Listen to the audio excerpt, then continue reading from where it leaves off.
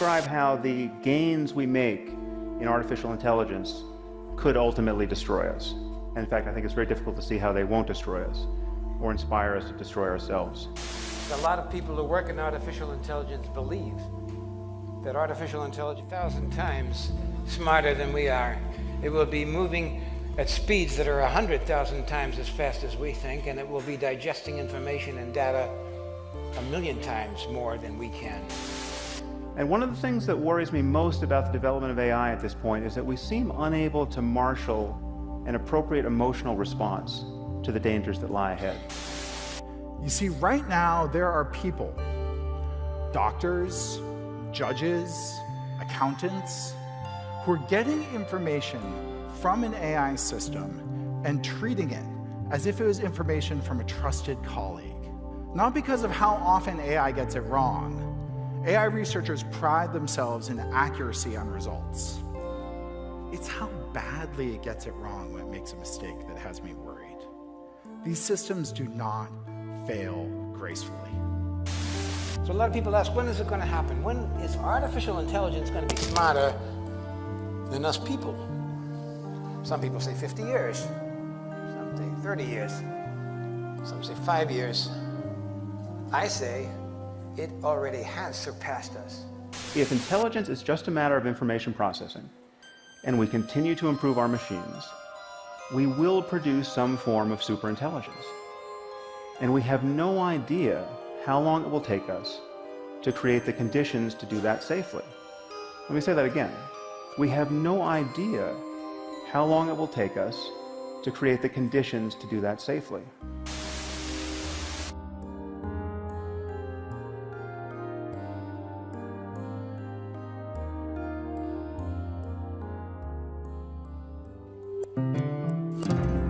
Berapa lama lagi AI akan mendisrupsi dunia? Berapa lama lagi robot-robot canggih tidak berperasaan ini akan menguasai kita? Dan kita belum benar-benar siap untuk menghadapinya. Deep Learning dan Generative AI telah mengalami kemajuan yang belum pernah dibayangkan sebelumnya, lalu berubah menjadi ancaman bagi kita. Resiko pengangguran, ketidaksetaraan sosial, keamanan, privasi, dan etika telah menanti di depan mata. AI telah masuk babak baru, melangkah jauh dari sekedar teknologi pengenalan wajah atau suara. Halo, Wuling. Halo, Saya mau telepon istri. yang mana yang ingin Anda hubungi? Yang pertama. Oke, menghubungi istri kedua. Batalkan.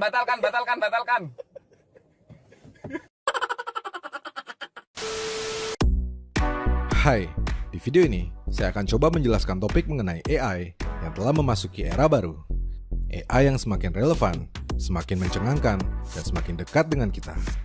Saya akan mengulas revolusi AI, ancaman besarnya terhadap teknologi yang sudah mapan, serta potensinya untuk memusnahkan umat manusia dengan cara yang tidak pernah kita duga.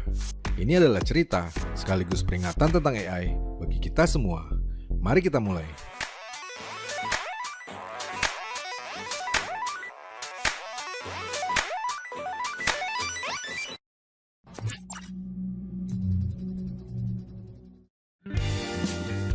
AI atau Artificial Intelligence adalah bidang ilmu yang mempelajari cara menciptakan sistem yang dapat berpikir dan belajar seperti manusia. Sejak era modern AI dimulai kembali pada tahun 90-an, terdapat banyak perkembangan menarik dan pencapaian baru yang mampu diraihnya. IBM's Deep Blue adalah komputer pertama yang mengalahkan juara catur dunia Garry Kasparov. Setelah kalah dengan hasil 4-2 di tahun 1996, Deep Blue di-upgrade lagi secara besar-besaran dan kembali bertanding melawan Kasparov setahun berikutnya, tepatnya pada Mei 1997. Dalam pertandingan 6 babak tersebut, Deep Blue menang dengan hasil 3-5, 2-5. Kasparov he stands up, he starts gesturing, he looks over at his mother. Di tahun 2011, IBM kembali sukses dengan Watson yang berhasil mengalahkan 2 juara berturut-turut dalam permainan trivia kompetisi Jeopardy. Hello everyone. I'm Sophia from Hanson Robotics. Sophia adalah robot humanoid yang dikembangkan dengan AI oleh Hanson Robotics yang dirancang untuk memberikan jawaban atas berbagai pertanyaan yang diajukan sembari meniru gerak tubuh dan ekspresi wajah manusia. Diaktifkan pada tahun 2015, Sophia menjadi robot pertama yang memiliki kewarganegaraan. Pada tahun 2017, Sophia menjadi warga negara Arab Saudi. Selanjutnya ada AlphaGo, program komputer yang dikembangkan oleh Google DeepMind untuk memainkan permainan Go. Pada Maret 2016, program ini mengalahkan Lee Sedol, juara dunia Go 18 kali. Skor akhirnya adalah 4-1 untuk AlphaGo. Lalu sejak saat itu, kecepatan dari perkembangan AI melesat hingga berkali lipat dan mengubah segalanya. AlphaGo Zero is the strongest Go program in the world. It outperformed all previous versions of AlphaGo. Specifically, it defeated the version of AlphaGo that won against the world champion Lee Sedol, and it beat that version of AlphaGo by 100 games to 0. AlphaGo Zero merupakan AI yang belajar sendiri cara untuk bermain Go. Hanya dalam 3 hari, AlphaGo Zero berhasil mengalahkan AlphaGo. Dalam 40 hari, AlphaGo Zero berhasil menguasai semua pengetahuan tentang permainan Go yang dikembangkan oleh manusia selama 3.000 tahun. Artificial intelligence is software that writes itself. It writes its own updates. It renews itself. We normally tend to think of software as stuff that we created and that we wrote, and the machines do what we tell them to do and we own it. This is not any longer true. It writes itself at speeds that we can hardly comprehend, and people who write it know that you can't take it apart again and figure out what it's done. It writes independently, autonomously. It develops its own way of thinking, and there are dangers associated with that.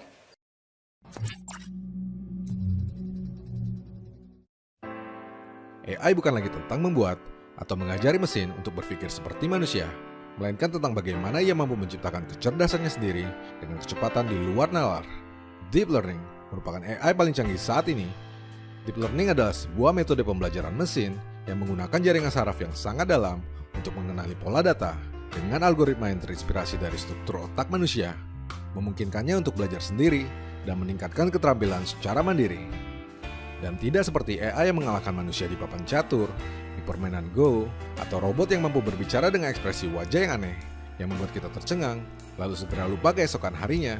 Beberapa teknologi Deep Learning kini sudah dapat kita nikmati dan temukan dalam kehidupan sehari-hari, seperti chatbots, self-driving car, virtual assistants, robot industri, language models, dan lain sebagainya. Namun di antara semua itu, revolusi teknologi terkait penggunaan artificial intelligence dengan algoritma pembelajaran tanpa pengawasan kemudian bergeser kepada generative AI yang seketika menarik perhatian dunia. Generative AI atau Gen AI adalah jenis AI yang dapat menghasilkan karya digital baru, baik itu dalam bentuk teks, foto, musik, video, ataupun kode pemrograman. Gelombang produk berbasis generative AI telah tumpah ke dalam ceruk pasar tanpa dapat dibendung lagi, menjelma primadona baru di dunia teknologi. Kegunaannya yang praktis, relevan, dan dapat dipakai oleh siapa saja, melahirkan terobosan yang berpotensi menjadi sebuah game changer, mengubah cara kita menghasilkan dan membuat konten yang berdampak langsung bagi kehidupan, bisnis, dan sebagian besar pekerjaan kita. Alarm tanda bahaya telah dinyalakan. Di Menlo Park, California, 2 founder dipaksa turun gunung untuk membantu CEO perusahaan. Mereka adalah Larry Page dan Sergey Brin, serta CEO Google Sundar Pichai yang sedang bersiap menabuh genderang perang. Bagaimanapun juga, lawan tangguh telah dilahirkan. Sebuah monster yang berpeluang untuk menghancurkan kerajaan bisnis nilai 1,2 triliun US dollars yang telah kelewat lama duduk di atas singgasananya. Dan tentu saja, apapun yang mengganggu Google bisa jadi mengganggu kita. Apapun yang mendisrupsi Google akan mendisrupsi kita. Tanpa bermaksud mengacukan yang lainnya, mari kita membahas ChatGPT.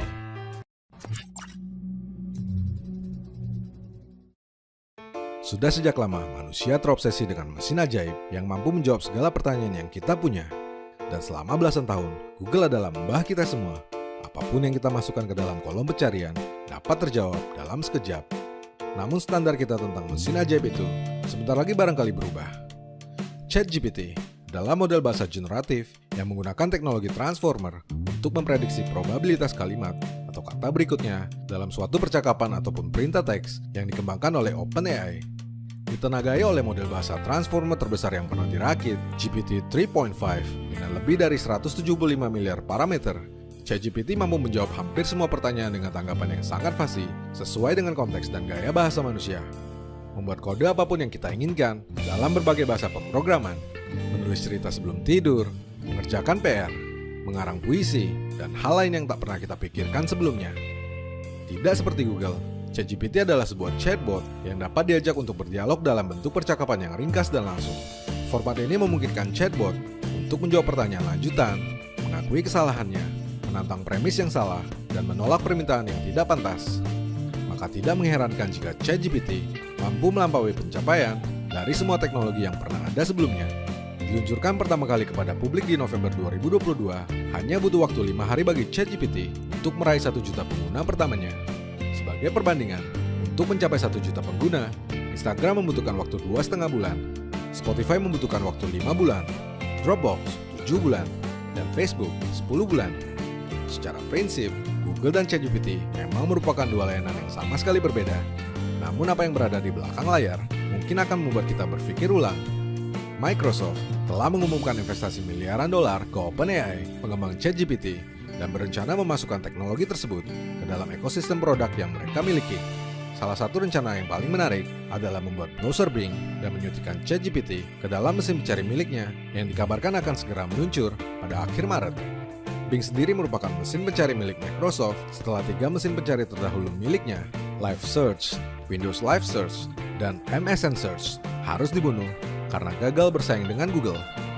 Bukan rahasia apabila sejak lama Microsoft memiliki obsesi untuk mengalahkan Google. Bahkan anekdot di kalangan pengguna internet pernah menyebutkan Bing sebagai singkatan dari But I'm Not Google. Kini saatnya tiba, barangkali jadi senjata terbaik yang pernah ada. Jika berhasil, Microsoft berpotensi tak hanya membunuh Google, tetapi sekaligus menghancurkan Chrome dalam sekali tembak. Terdengar mengerikan dan tidak masuk akal bukan? Sabar, sebentar lagi saya akan menjelaskan hal yang lebih mengerikan dan tidak masuk akal tentang apa yang dapat dilakukan AI terhadap umat manusia.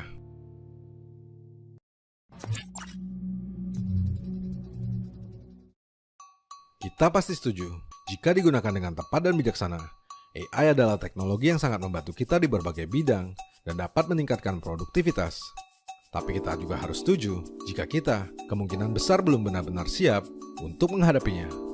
Kemajuan AI yang begitu dramatis telah memunculkan sejumlah kekhawatiran.